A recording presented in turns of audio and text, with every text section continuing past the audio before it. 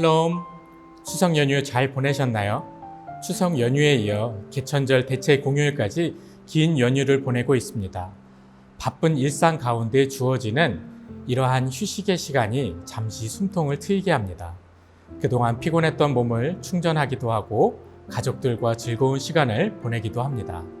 그런데 긴 휴식 후에 다시 일상으로 돌아갈 때 참 어려울 때가 있습니다. 우리 신앙생활에도 방학 기간이 길어지면 회복하기가 참 어렵습니다. 그래서 우리 믿음에 있어서는 방학이 있어서는 안 되겠죠. 매일매일의 삶에서 말씀을 가까이 하고 기도로 하나님과 만나는 은혜가 필요합니다. 오늘의 큐티 말씀도 우리의 신앙을 성숙시키는 영의 양식입니다. 그러한 마음으로 오늘의 말씀 보겠습니다. 에브라임 사람들이 기드온에게 이르되 내가 미디안과 싸우러 갈 때에 우리를 부르지 아니하였으니 우리를 이같이 대접함은 어찌 됨이냐 하고 그와 크게 다투는지라. 기드온이 그들에게 이르되 내가 이제 행한 일이 너희가 한 것에 비교되겠느냐. 에브라임의 끝물 포도가 아비에셀의 만물 포도보다 낫지 아니하냐.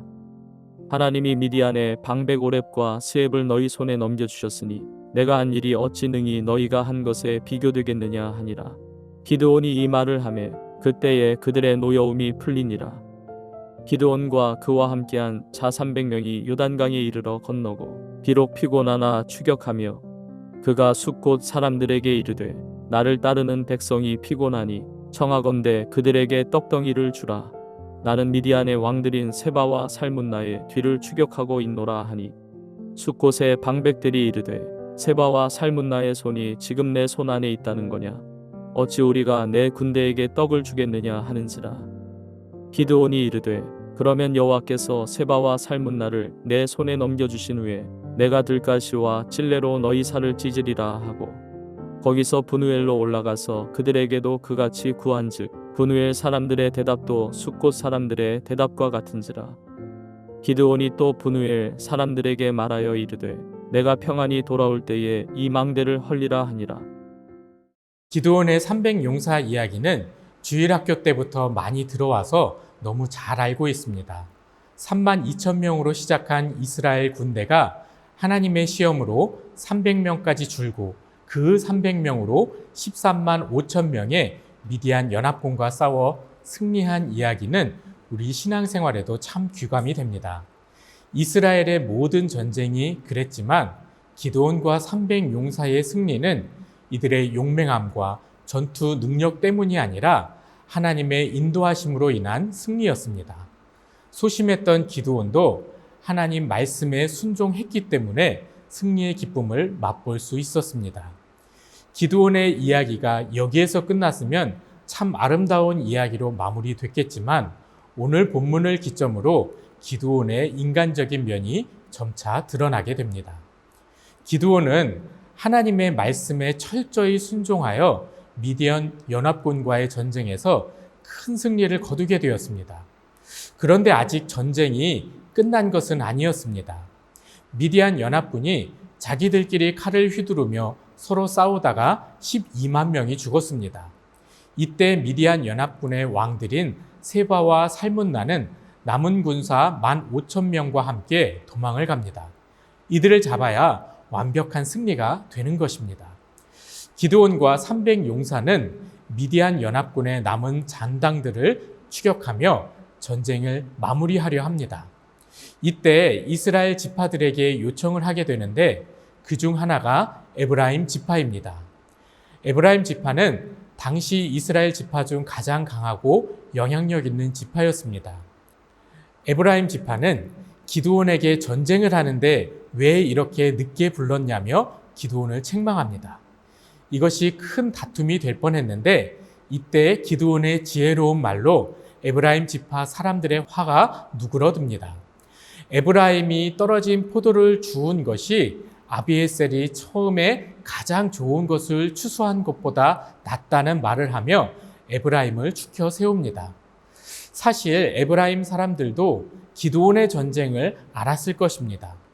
미디안이 이스라엘을 괴롭힌 지 7년이라는 시간이 지났습니다. 그리고 이 전쟁은 부족과 부족 사이에 몇백 명이 싸우는 전쟁이 아니었습니다.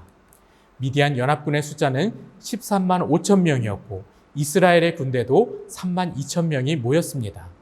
이렇게 수십만의 사람들이 모여서 전쟁 준비를 하고 있는데 그리 넓지 않은 가나안 땅에서 모른다는 것은 말이 안 되는 거죠.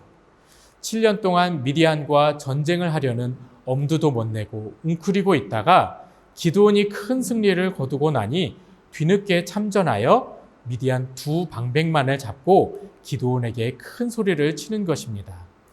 작은 지파의 기드온이 큰 공을 세우고 가장 강한 지파인 자신들은 작은 공만 세우게 된 것에 대한 민망함을 무마하려는 듯합니다. 원래 이스라엘 문화는 연합하는 문화입니다. 만약에 형이 죽으면 동생이 그 형수를 책임져야 합니다. 룻도 남편이 죽자 친척 중 유력자인 보아스가 룻을 아내로 맞이하고 남편으로서 책임을 지게 됩니다. 이것을 고엘 제도라고 하는데 고엘 제도는 이렇게 가문을 잇기 위해 책임만 져주는 것이 아니라 전쟁에서도 적용됩니다. 전쟁으로 형제가 죽게 되면 또 다른 형제가 복수를 하게 됩니다. 그 형제도 죽으면 그 다음 형제가 또 복수를 나서는 겁니다. 그렇게 모든 형제와 친척들이 피해 복수를 하는 겁니다. 그래서 복수가 끝날 때까지 계속해서 전쟁을 하는 겁니다. 이스라엘은 이렇게 연대가 되고 연합하는 문화인데 사사시대에 들어서면서 이 연대가 약화되고 그렇게 수십만의 사람들이 나서는 전쟁에서 가장 큰 지파가 전쟁에 참여하지 않을 정도가 되었습니다. 300명의 적은 숫자로 큰 승리를 거두었지만 기드온의 이야기부터 사사시대의 쇠락을 볼 수 있습니다. 오늘 본문 1절에서 에브라임 사람들이 기드온의 승리를 보고 왜 자신들을 일찍 부르지 않았냐며 크게 다투었다고 말씀하고 있습니다. 여기서 크게 다투었다는 것이 원어의 의미로 우리가 잘 알고 있는 단어입니다. 사사기 이전에 출애굽한 이스라엘 백성들이 가나안 입성을 앞두고 있었습니다. 40년간 이스라엘 백성들을 너무나 잘 이끌었던 이스라엘 백성들은 모세의 죽음을 받아들이기가 어려웠을 것입니다. 모세의 후계자로 여호수아가 세워졌을 때 여호수아는 큰 부담감이 있었습니다. 그런 여호수아에게 하나님께서 내가 너와 함께할 것이니 강하고 담대하라고 말씀하십니다.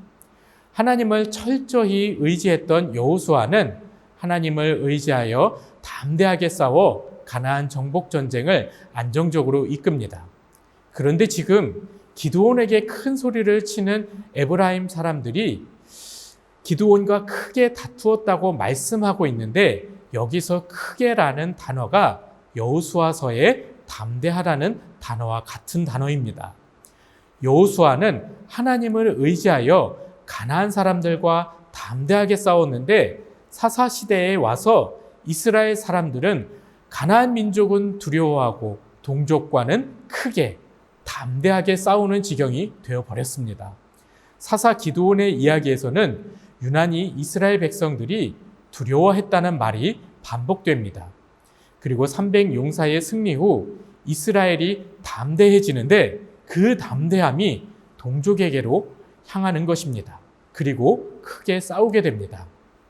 기드온은 강한 에브라임 사람들을 세워주는 말로 위기는 모면했지만 자신을 돕지 않은 숫곳과 분우엘 사람들에게는 전쟁이 끝나고 그들에 대한 보복을 선포합니다. 기드온 또한 동족을 향해 담대하게 전쟁을 선포하는 것입니다. 우리도 신앙생활 중 주의해야 할 부분들이 바로 이러한 것들입니다.